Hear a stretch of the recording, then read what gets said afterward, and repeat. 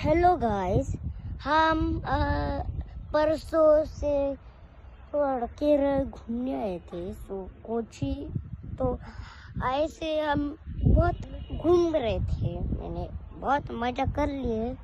अभी हम केरल में से एक गार्डन है, उसमें थोड़ा फोटो निकालने आए हैं। एक ड्राइविंग काका थे जो टैक्सी हमें दे रहे हैं, और इतनी दिन वो हमें टैक्सी दे रहे थे, इसीलिए हमने सोचा कि इधर थोड़े दिन रहने दो, रहते हैं।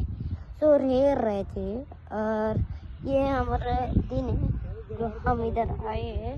फिर 5-10 मिनट में हम जाने वाले हैं, और तुम्हें भी जाना है तुम एयरप्लेन से टिकट बुक करके आ सकते हो।